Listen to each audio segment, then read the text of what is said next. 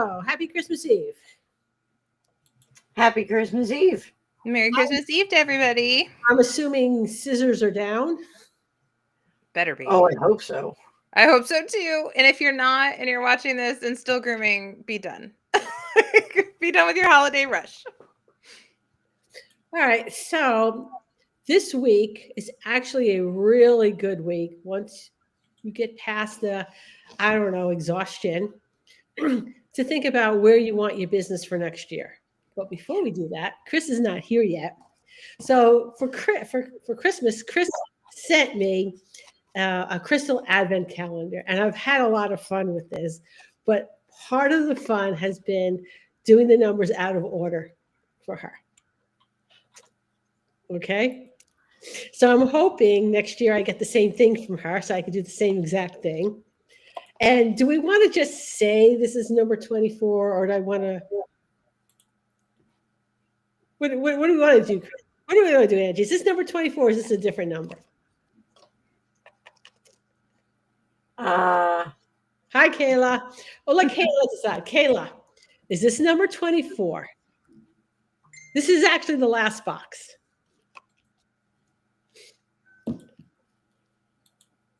Because then, we can blame Kayla for it. Let's see. Chris. So, Chris. First of all. Yes. You already said on an episode of the Traveling Groomers that you opened up number 24. Okay. It was all like right, so 7.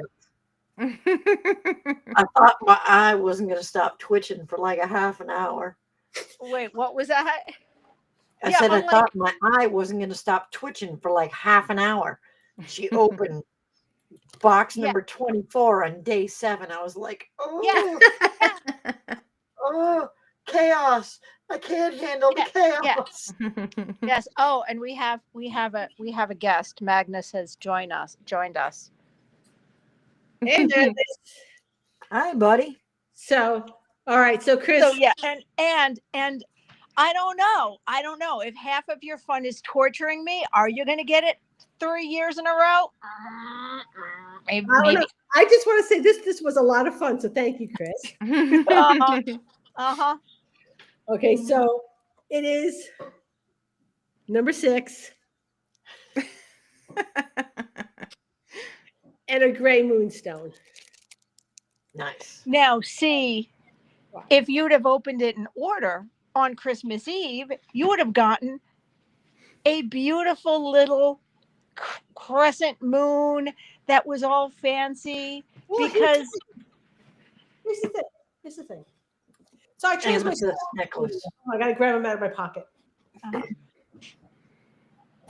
There's a method to my madness. Okay, so number 24 was this one right here. It's got peach stone. But this, I decided a couple of days ago that this were my stones for the year. And I wouldn't have had this, Chris, if I waited till the 24th till today. I mean, you would have had it and you could have changed your mind. And somebody really likes the camera. So, anywho, for those who care, that's a peach moonstone. It's a blue lace agate. That's actually one of my favorite stones, by the way. And an celestial quartz. And those are my crystals for the year. And they're basically, they were chosen because A, I like them. But B, it has a lot to do with focus and what I want to do for next year. So these are the crystals that I've chosen. These were every single one of these crystals, Chris, was in the calendar. Okay. Just saying. All right. So maybe you'll get it next year. I don't know. I don't know. That depends on if you've been good. Maybe I'll stick to opening 1 on day 1 and 2 on day 2 and going forward. Oh, yeah. You're just teasing me because you want another crystal advent calendar. But now you don't have one to open on Christmas Day. Well, there's only 24 of them. There's only 24. There's not 25. Yep. Oh, okay. No, that's not how it works. It should. Listen, I haven't had an advent calendar in a while. The last one I had small bottles of wine in it. So I remember that. Mhm. All right. I remember that. Did you do it one a day? yes, I did. Oh, She did. She did. Every day she was like, this is the whatever, like Yeah. weird. And there were some weird ones in there. I think it was private label thing because I tried to look up some of them and it directed me back to the advent calendar. And Hmm. Angie, your cat also says hello. Oh, hi, sweet baby Vincent. I'm coming to get you in February. Aw. So for those of you who don't know, and I'm gonna go very, very soon. I have my Christmas PJs on and everything. It is now a running joke in our house that Vincent is Angie's cat when he misbehaves. Because I have been telling them for quite some time that I'm just going to steal him. So, so his name is Vincent. Uh-huh. However, it has become, because I have always called him Sweet Baby Vincent, It is become Sweet Baby Vincent, who I will steal when I go up for the Groomers Ball in February. just a quick. How many people have renamed their client's dog and the name stuck?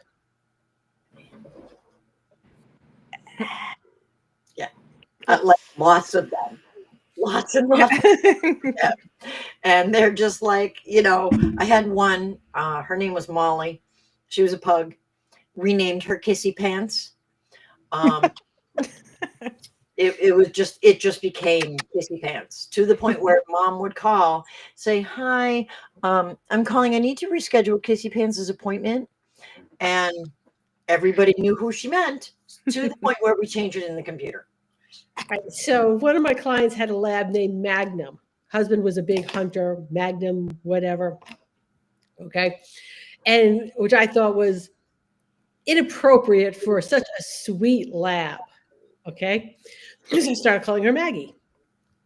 All right. To the point then the kids started calling her Maggie. And then mom called her Maggie. And she tells me one day, she says, my husband's really pissed. She says he named his dog Magnum, and we're all calling her Maggie thanks to you. Well, every animal has to have at least 3 different names. At least there's like their government name, Yep. the official name on paper.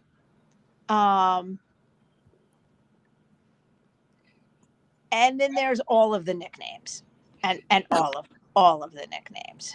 Amanda here is making a point. If you're I going am. Actually, she I am is.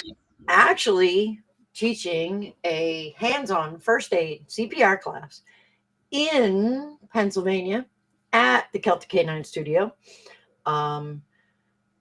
the day before the Groomers Ball. So more details will follow.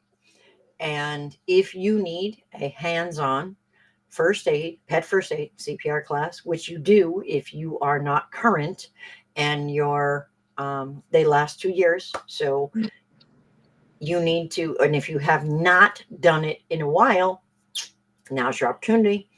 So yes, I am driving up with the stuffed dogs and all the stuff, and I will be at the Groomers Ball, and I am teaching the day before in Pennsylvania, and there will be the detail splash once we sort out all the details. I actually have a question for Denise. Oh, Okay. what's up? Okay. So, like I said, I was saying earlier, like this is like really now a good time to like reevaluate your business and that sort of stuff. Okay. For the business owners who are watching this, what are some of the things that you would say as a coach for business owners to think about making it a better place for their groomers to work? And I will watch what she says on the recording because I want to know. But also, this is family Christmas Eve time. Wow, so I just Merry came to shout you all Merry Christmas. Christmas. Even Cam and Magnus and sweet baby Vincent said Merry Christmas. And I'll see you guys later. Love ya. Love you too. Okay. Merry Christmas. This is more entertaining. Okay. Good. So I know for me, what I do, starting literally the day after Christmas, I start getting into motion all the different things. So I revisit all of my policies, all of my procedures, and I also check in with my employees to see if there's anything that they've noticed needs work, or if they're wanting to do schedule changes. Does this sort of have to go off of the one post today that broke my, like the person who wanted to be a better leader? Is that sort of where you're going with this? No, I've got Just in general? Yeah, no, and I'll tell you later why I'm asking because I already picked Angie's brain pretty clean earlier. Oh, okay. Yeah, it's basically empty. I was making cupcakes like a mad woman, and so it was good because ADHD. So I had something to do with my hands and something to do with my brain, and they were separate. So there you go. I like to reevaluate everything. So I use the week after, actually, everyone says for the Pet Pro cruise, everyone's like, oh, you go on a cruise. I actually reevaluate all of my consent forms, policies, procedures while on that cruise. Because it's away from work, we're not getting bombarded, and we have a balcony and we can sit in our room in quiet. And once we focus on it, it's really easy for us to move forward with it. And you know what? And you bring up a really good point about like being away from your place of business to do this. Mm-hmm. Okay. And it's tax deductible because you're working. Correct. Okay. So there's that. Mm-hmm. And I got to do, and I'm not sure if she'll hear this or not, but I really got to give a shout out to Riverly, who right now is just spending her entire time working on a cruise. Yeah. Oh yeah. Not as an employee. No. Working. Mm-hmm. Yeah. She's traveling the world. She's having a great time. Yep. Yeah. No, I use that downtime. So no, I like to check in with my employees. I've been watching for the last 2 months. It's funny. People don't think I pay attention in my business because I sort of have so many plates going, and they think I just sort of blindly walk through, and that is not the case. I am making mental notes and writing constantly things that I want to improve upon starting 2025 or the new year. It's just easy to start in a new year. Well, I think it's a starting point. Mm-hmm. January 1st, it's a brand new year, new everything. It's a good time to do it. I like to spend like December, probably more like into the middle of December, start to like look back on the year. And my word for the year is focus. Didn't want it to be focus. Okay. But Well, we get to pick though. Well, here's the thing, right? So I'm thinking my word for the year is focus. I am focusing on anything. I am semi-retiring and I got a greenhouse. I am focusing on nothing. Right? Surprise. Surprise. Yeah, I am. So focus because I got a project coming up with Angie pretty soon. Yep. And then we'll have another one. Yeah, Tina from the Rocky Mountain Groom Expo tossed one on my plate. And I'm like, wait a second. I'm the one who usually does this. And I think I tossed one on yours too. So it's okay. Get those done first because then we can do our thing. But the thing is, Denise has tossed something on my plate as well. It comes back full circle, Mary. Sorry. Exactly. Exactly. So it's only fair.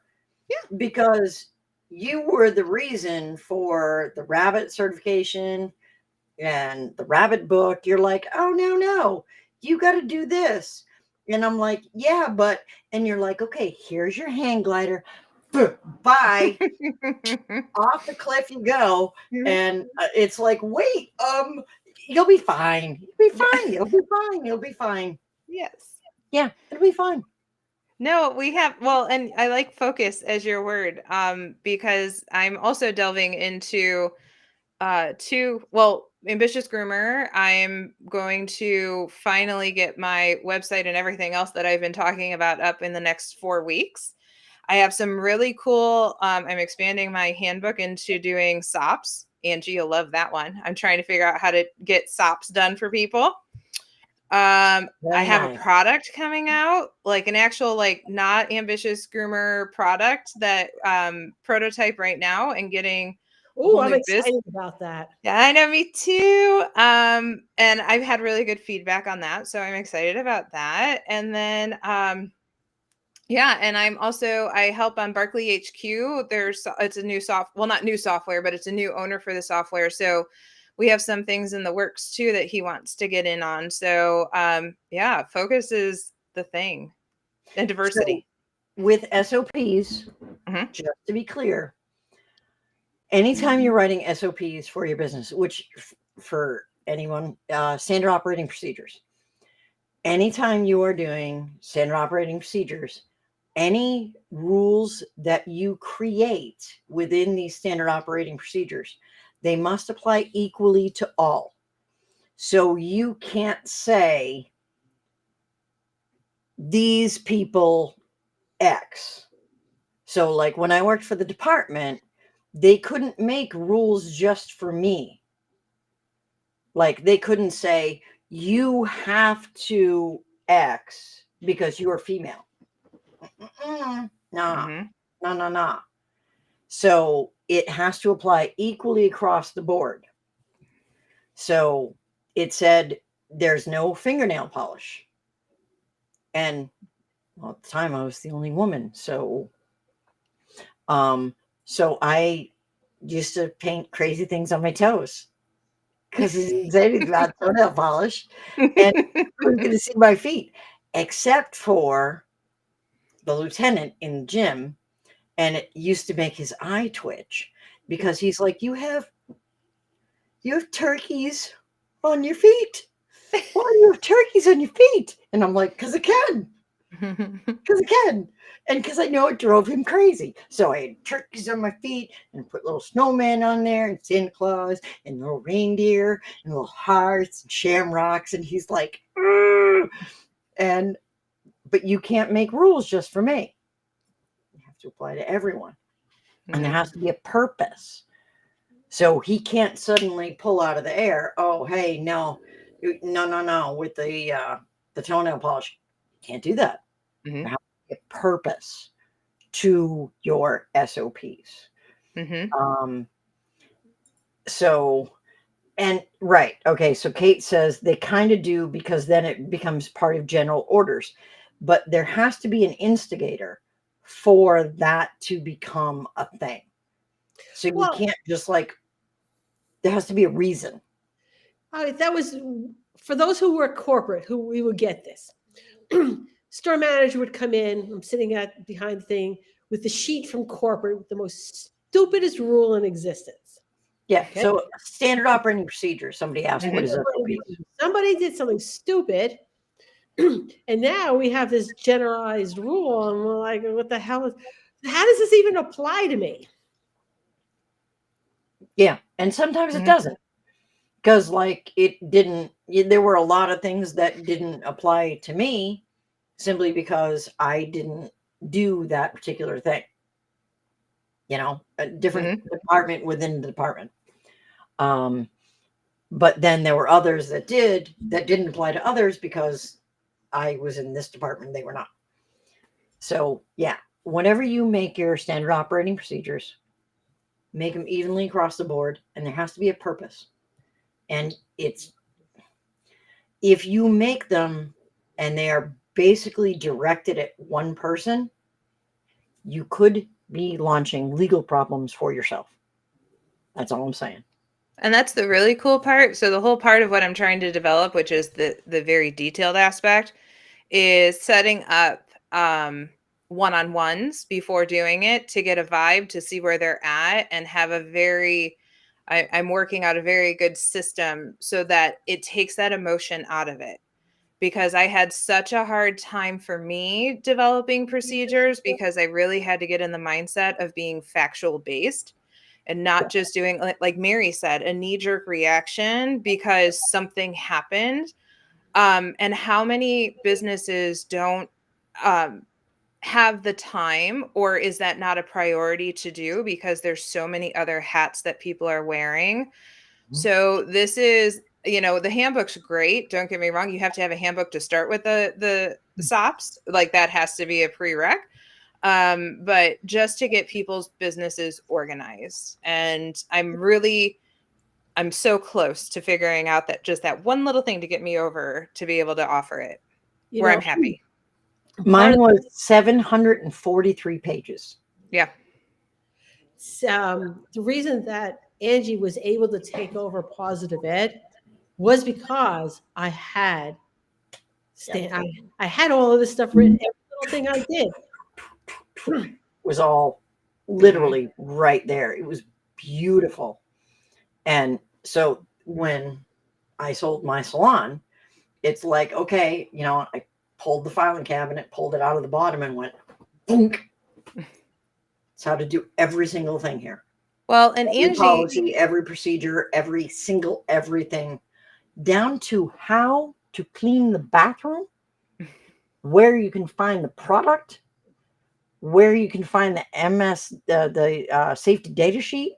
Mhm. Like it took me 6 months of coming home from work and writing for 6-8 hours. That's all I did. well, in It's just- between Angie and Mary, with your guys' structure, you really have inspired me to do this, but this actually also has another driving force of helping non-grooming business owners be able to manage, attain, and retain groomers, and groomers having a viable option, not just a toxic work environment or opening on your own. Yeah. So really the next step is taking this for grooming businesses currently and being able to develop like standard operating procedures that a kennel owner could actually purchase and be coached on and be able to run a non-toxic, cohesive grooming department that you would expect from a groomer. That would be awesome. So that's my goal on that. There was just another thread in, I think, Pro Groomer, about that very thing. Mm-hmm. So it's needed in the industry. It doesn't exist. No, I learned that when I spoke at the boarding and daycare show in Vegas. And as soon as they found out I was a groomer, they went like they just sucked onto me, and they were just they wanted to provide such a good environment, but they didn't know how to do it. Or they were at the mercy of skilled groomers who were telling them what to do, which may not have been proper, because those people were taking advantage of the fact that they needed them to offer this service.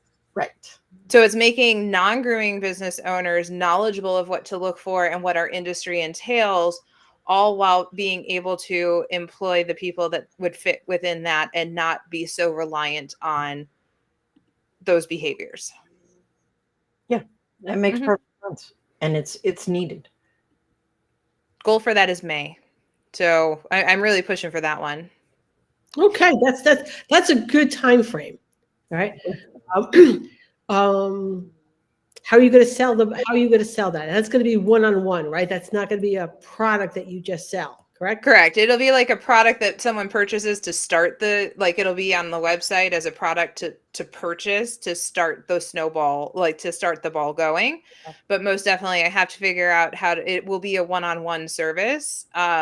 A lot of the stuff I can automate because it's normal stuff that groomers are under. It's those little things that I have to work out, like opening and closing and how you make appointments and how you bathe and all those things. Those are easy to do. It's all those little things that make someone stand out. So for me, it's like teaching my middle management, right? Like, how are you going to do call off procedures? How are you going to do tardies? How are you going to like all of those that are really brand specific? Okay. Sounds good. Thanks. It's an undertaking. It Along is. with a new product that, you know, it's a product, you know, it's cool. Like it's cool. Okay, so we are at 5:30. Ooh, weird facts. Weird fact. I almost how- forgot my weird fact. If Amy's still on, what did Angie rename one of your pets? Oh, so okay, Walter, her I've renamed more than one. So Walter became Woo. And then Gwynny became Smoochie. And then when she became a champion, she was champion Super Smoochie. And then she became a grand champion, and she became grand champion Super Smoochie.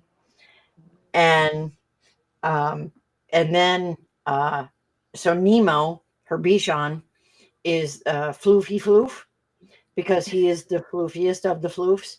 And and he loves hedgehog toys. So I buy them in bulk. And Amy's like, stop with the freaking hedgies. There's so many. She's like, there's so many hedgies. And I bought them 5 more for Christmas. She was just like, why? And I'm like, because I'm the aunt who can. I'm that aunt. I'm the aunt that gives your kid candy and sends it home. Yeah. So, yeah, that's me. I love it. All right. Here's the weekly weird fact. Angie's Weekly Weird Fact. All right. So the Northern Cardinal was named after the Catholic cardinals who wear red. And collectively, they're known as a college or a conclave or even a Vatican. The Northern Cardinal actually gets the red pigment from the food that they eat. So, like mulberries, different types of berries in different areas. And so, depending upon what they eat, will determine the red and how much red, and more red for this one, less red for that one, because it depends on what they have. So, if they're eating like bird seed, it's not going to be a lot of red. Northern Cardinals can also be yellow because, again, diet. So if they're eating a lot of yellow berries and yellow foods, then they're going to be yellow. It's a whole, like, based on like the flamingos. So the Northern Cardinal females are one of the most vocal of all of the birds. So what she does is when she sends her call out, it lets the male know, hey, don't come back to the nest, because he's very bright and red or very bright and yellow, and she doesn't want to draw predators' eyes. So if like there's a hawk swimming around overhead, she doesn't want the flash of his color to pull that hawk's eye to the hidden nest. So she will tell him, hey, can you swing by the store and go get milk or whatever, get some worms or berries or whatever. And so he will stay away from the nest until the predator has passed and moved on. So they're also so protective of their own offspring that they attack their own reflections in glass, in car windows, in house windows, things like this, because they're protecting the babies. And it's not just the males, it's also the females. They both do it. So Angie's Weekly Weird Fact. so that is the weekly weird fact, and it was on cardinals. And I thought it was really cool. So it kind of reminds me of flowers, how like you can put a little bit of dye in the water, and the flowers will pull the color up so you can see it on the petals, but it won't go through the entire flower. It'll just be like on the edge. And that's how the bird's feathering colors in, is it comes out like all around on the edge, and then it pulls up into the actual feather itself, because comes out on the edges, and then the more red it like fills in. I just think that's the coolest thing. That's so cool. And the female can be brown, but not always. So sometimes, again, based on diet, and generally the females have a different diet than the males. But that's why they're brown, is because they're generally eating higher protein foods, insects and such, because of the babies, because they're feeding the babies, where the males are getting the easier food, berries, things like this, because they can. And as a result, they have a much brighter, redder color. But the females, you may see as brown and red, sometimes very red, and sometimes like after breeding season, when they've had a whole bunch of babies, their crest will be completely bald. They'll just molt it all out all at once, kind of like a hand strip dog. They go into heat, and all of a sudden their coat is like blown, because we all know that happens. And so I just thought that was really cool. And then when it comes back, if she's been eating the berries and the things like this, because now the kids are a little bit older, because time has passed, so she's not so dedicated to feeding them. So now she's eating the berries, and that whole crest will come back just like blazing red. And then she's got like the brown bibbing all around here, and then it goes onto her back, but then her tail feathers are like bright red. I just think that's just cool. Okay, so on that note, we hope everybody enjoys the holidays. We will be back next week. So that's New Year's Eve, right? Mm-hmm. I will not be here. Oh, well, because I'm not going anywhere. Okay. What are you doing, Angie Party Animal? I have plans. Okay. She's a party animal now. All right, so we're going to stop now before we go